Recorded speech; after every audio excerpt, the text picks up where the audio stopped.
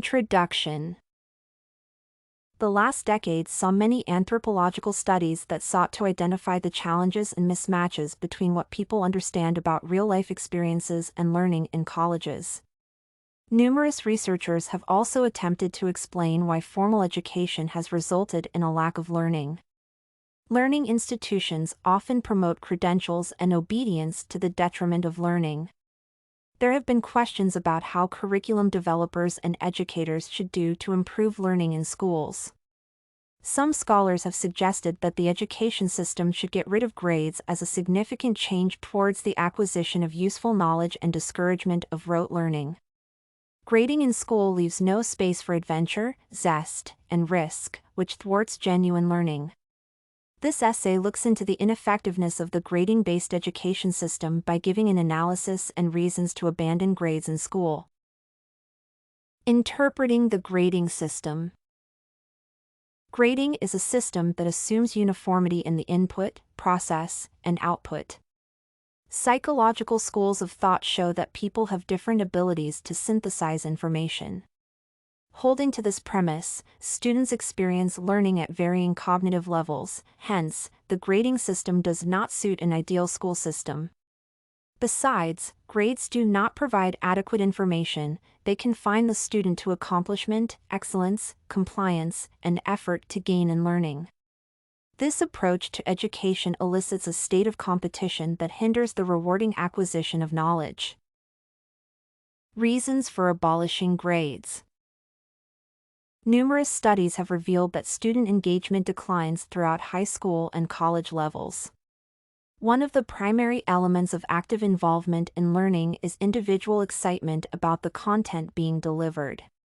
Motivation is killed in a grading system since students often study and take exams to satisfy the teacher's needs or because they desire to achieve an excellent grade to outshine their peers. The goal of the school is excellence, not learning. From a different perspective, many students aim at higher grades to take part in sports activities or impress their parents, which becomes their incentive.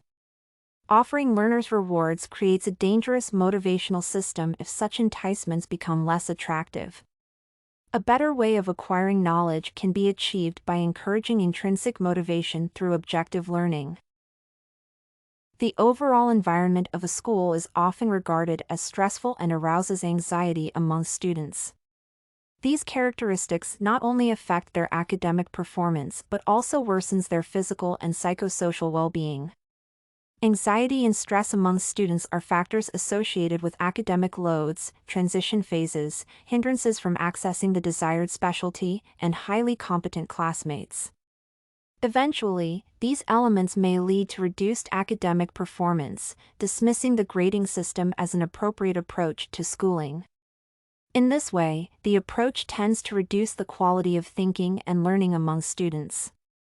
Excellent examination results are overemphasized to the extent that the students memorize the information for a test rather than seeking the comprehension of the content.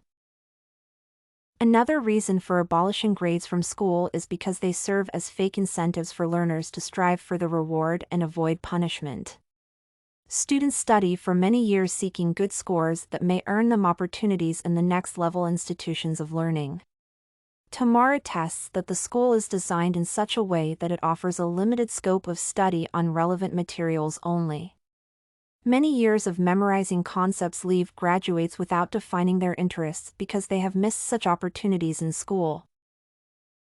The current education system hinges on an assignment-based framework where performance is regarded as the ultimate measure of success among students. This educational judgment based on a number system has had adverse implications for students. As such, the status quo of traditional lettered grading systems should be challenged in favor of a better standards-based system. According to Tomar, human beings have intrinsic likeness and continuity, and it may be a thought-provoking move to drift from conventional approaches to learning because they have been used for a long time. Nonetheless, the fact that a flawed system has been in effect for many years does imply that a better approach cannot be implemented. The ABCDF grading scale that became the measure of knowledge in 1898 rewards cheating and trains learners to value grades over education, which undermines learning and imagination. The existing grading scales are characterized by a vague relationship with the level of accomplishment, work ethic, and intelligence. The system is biased based on the premise that a student with an A grade is deemed to represent a high level of proficiency and understanding of concepts, while vice versa is true. Many learners are more worried about the letters than the pursuit of knowledge. The authenticity of results is often questionable in case the process of examination is influenced by the teacher's personal bias or the financial status of the student.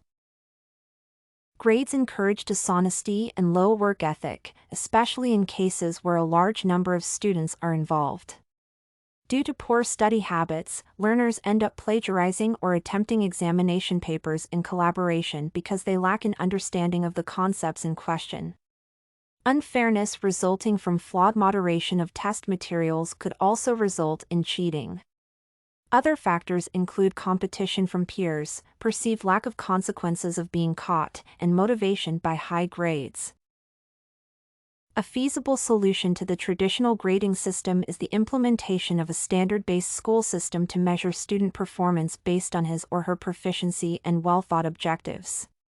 Some learning institutions have integrated this strategy into the traditional method with a view of achieving a hybrid solution to educational flaws. However, shifting entirely to standard-based grading has many benefits that promote the success of students.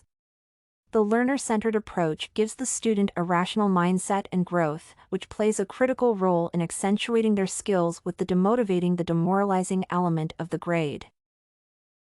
Conclusion. The grading system should be regarded as a flawed approach to learning. It is a traditional way of learning that does not support the proper acquisition of knowledge and skills needed for personal growth.